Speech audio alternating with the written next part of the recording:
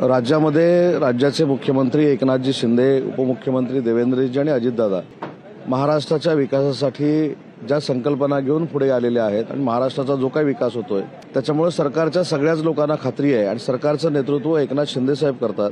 तर सरकारच्या वतीने त्यांनी सांगितलं की आम्ही 45 पेक्षा जास्त जागा जिंकू.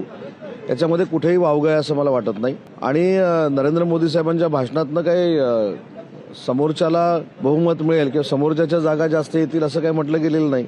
आम्ही ज्या आत्मविश्वासानं सरकार म्हणून सांगतोय, कारण केंद्र सरकारनं देखील नरेंद्र मोदी साहेबांच्या नेतृत्वाखाली महाराष्ट्राला विकासात्मक मदत केलेली आहे आणि आम्हाला आत्मविश्वास आहे की आम्ही 45 पेक्षा जास्त जागा जिंकू. मी अनेक वेळा सांगितले की शिवसेना असेल, भाजप असेल, राष्ट्रवादी काँग्रेस पार्टी असेल, याच्यामध्ये जागांचं जे विभाजन आहे किंवा जागांच्या चर्चा ज्या आहेत हे 3 नेते मिळून करतील, माननीय एकनाथ शिंदे साहेब, देवेंद्रजी आणि अजितदादा.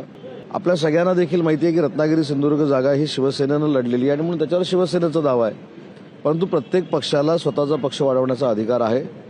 शिवसेनेवर दावा नक्कीच आम्ही केलेला आहे आणि याच्यानंतर आम्ही सगळे अधिकार हे माननीय मुख्यमंत्री एकनाथ शिंदे साहेबांना दिलेले आहेत. त्याच्यामुळे माझ्या दृष्टीनं शिवसेनेनं जागा लढवावी ही तिथला पालकमंत्री म्हणून माझी देखील इच्छा आहे, कार्यकर्त्यांची इच्छा आहे. परंतु या सगळ्याचे अधिकार एकनाथ शिंदे साहेबांना दिलेले असल्यामुळे एकनाथ शिंदे साहेब जो निर्णय घेतील तो आम्हाला मान्य राहील.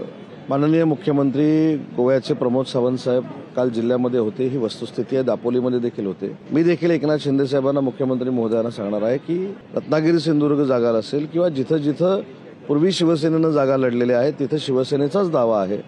त्याच्यामुळे प्रमोद सावंत साहेब जे काय बोलले त्याला विरोध करण्याची काही आवश्यकता आहे असं मला वाटत नाही. शेवटी प्रचार करण्यासाठी आणि पक्ष वाढवण्यासाठी प्रत्येक कार्यकर्ता येत असतो, मंत्री येत असतो, मुख्यमंत्री येत असतो. त्याच भावनेनं भाजपाचे मुख्यमंत्री म्हणून प्रमोद सावंत साहेब येऊन गेले. त्याच्याबद्दल काही आम्हाला दुःख असण्याचं काही कारण नाही. त्यांचं दुःख ते देवेंद्रजींकडे मांडतील, आमचं दुःख आम्ही एकनाथ शिंदे साहेबांकडे मांडू. जनशक्तीचा बुलंद आवाज म्हणजेच रत्नागिरी खबरदार.